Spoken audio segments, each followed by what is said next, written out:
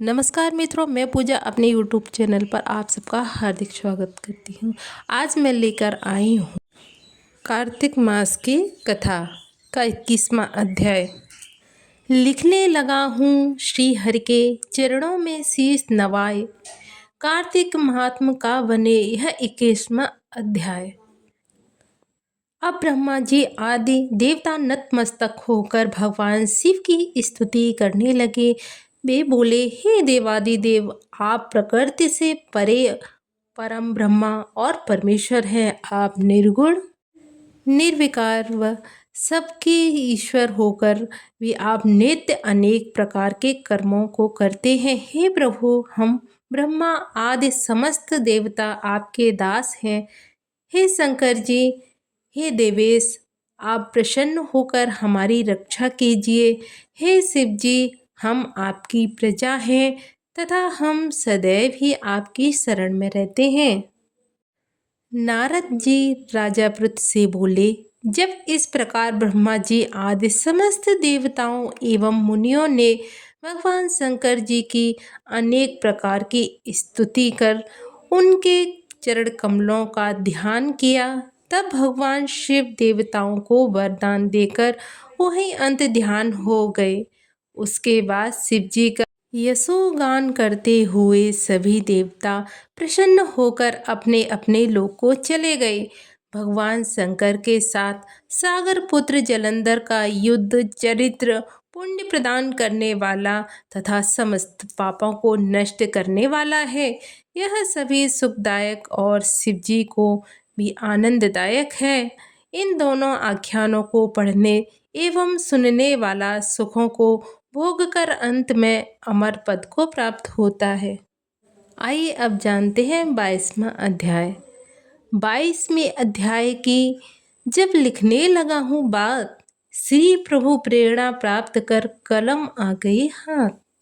राजा पृथु ने नारद जी से पूछा, हे देव ऋषि, कृपया आप मुझे यह बताइए कि वृंदा को मोहित करके विष्णु जी ने क्या किया और फिर वह कहाँ गए। जब देवता स्तुति कर मौन हो गए, तब शंकर जी ने सब देवताओं से कहा, हे ब्रह्मादि देवताओं, जलंधर तो मेरा ही अंश था। उसे मैंने तुम्हारे लिए नहीं मारा है। यह मेरी सांसारिक लीला थी। फिर भी आप लोग सत्य कहिए कि इससे आप सुखी हैं या नहीं। तब ब्रह्मादिक देवता के नेत्र हर्ष से खिल गए और उन्होंने शिव जी को प्रणाम कर विष्णु जी का वह सब वृतांत कह सुनाया, जो उन्होंने बड़े प्रयत्न से वृंदा को मोहित किया था तथा वह अग्नि में प्रवेश कर परम गति को प्राप्त हुई थी।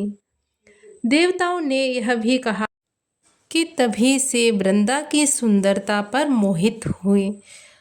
विष्णु उनकी चिता की राख लपेटकर इधर उधर घूमते हैं, अतएव आप उन्हें समझाइए, क्योंकि यह सारा चराचर आपके अधीन है। देवताओं से यह सारा वृतांत सुन शंकर जी ने उन्हें अपनी माया समझाई और कहा कि उसी से मोहित विष्णु भी काम के वश में हो गए हैं, परंतु महादेवी उमा त्रिदेवों की जननी, सबसे परे वह मूल प्रकृति परम मनोहर और वही गिरजा भी कहलाते हैं। अतएव विष्णु का मोह दूर करने के लिए आप सब उनकी शरण में जाइए। शंकर जी की आज्ञा से सब देवता मूल प्रकृति को प्रसन्न करने चले गए। उनके स्थान पर पहुंचकर उनकी बड़ी स्तुति की। तब यह आकाशवाणी हुई कि हे देवताओं, मैं ही 3 प्रकार से तीनों गुणों से पृथक होकर स्थिति सत्य गुण से गौरा, रजोगुण से लक्ष्मी और तमोगुण से ज्योति रूप हूँ। अतएव आप लोग मेरी रक्षा के लिए उन देवियों के पास जाओ, तो वे तुम्हारे मनोरथों को पूर्ण कर देंगी। यह सब सुनकर देवता भगवती के वाक्यों का आदर करते हुए गौरी, लक्ष्मी और सरस्वती को प्रणाम करने लगे। सब देवताओं ने भक्ति पूर्वक उन सब देवियों की प्रार्थना की और उस स्तुति से तीनों देवियां प्रकट हुईं। सभी देवताओं ने खुश होकर निवेदन किया। तब उन देवियों ने कुछ बीज देकर कहा, इसे ले जाओ और ले जाकर बो दो तो तुम्हारे सारे कार्य सिद्ध हो जाएंगे। ब्रह्मादिक देवता उन बीजों को लेकर विष्णु जी के पास गए। वृंदा की चिता भूमि में डाल दिया। उससे धात्री, मालती और तुलसी प्रकट हुई। विधात्री के बीज से धात्री, लक्ष्मी के बीज से मालती और गौरी के बीज से तुलसी प्रकट हुई। विष्णु जी ने ज्यों ही उन स्त्री रूप वाली वनस्पतियों को देखा तो वे उठकर बैठे। कामासक्त चित्त से मोहित हो उनसे याचना करने लगे।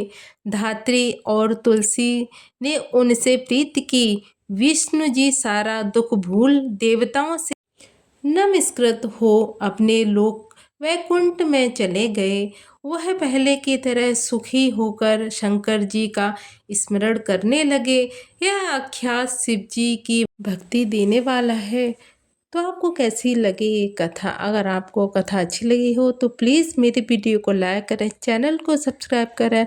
हर हर महादेव, हर हर महादेव, हर हर महादेव।